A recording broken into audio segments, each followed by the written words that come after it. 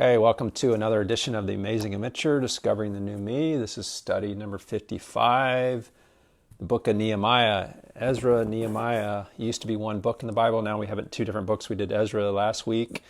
Now we're doing the Book of Nehemiah.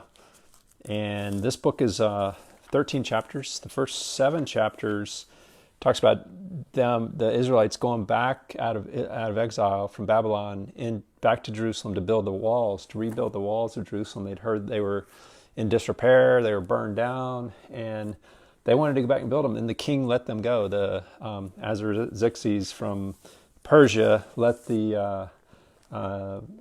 Nehemiah and his group go back to Israel and rebuild the walls. Now they face some opposition here, and which is pretty normal. Whenever you try to achieve something great, usually you find some opposition. It's a great opportunity to learn and grow and to press against that opposition and overcome. And that's what they did. They continued on.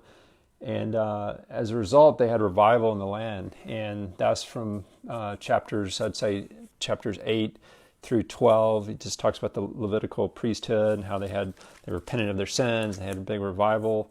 Then the last chapter of the book is, again, it's only 13 chapters, so you can read it all in one sitting. It's a really easy book to read.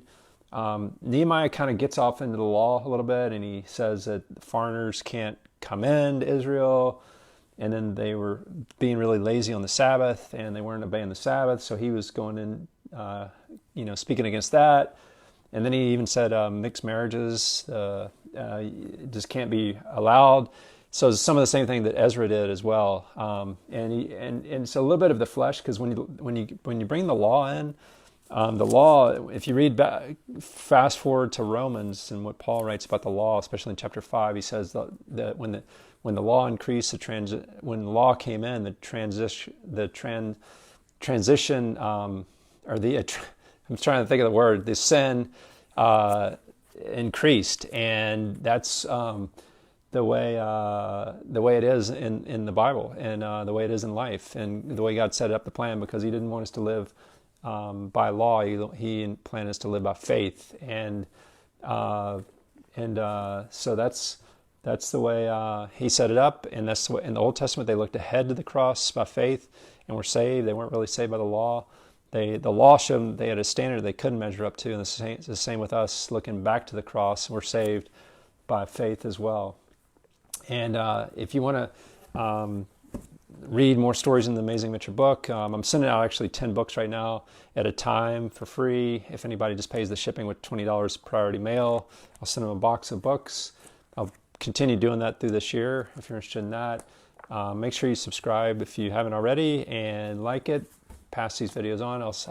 If you ring the notification bell, you'll get notification when the next one comes out next week. And I've enjoyed doing these. I hope you are too. You can use this study as a discovery Bible study, where you might have get with somebody that wants to read stories of the Bible together, maybe the Book of Nehemiah, and you can say, what does the passage say about God? What does it say about people?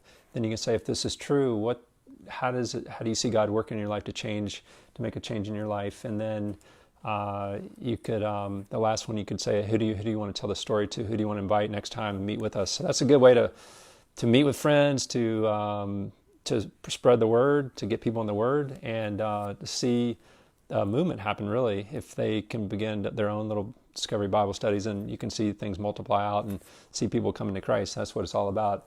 So Nehemiah had that vision. He's a leader. He faced opposition, just like we do today, but we need to step out and keep sharing the Word of God. God bless you.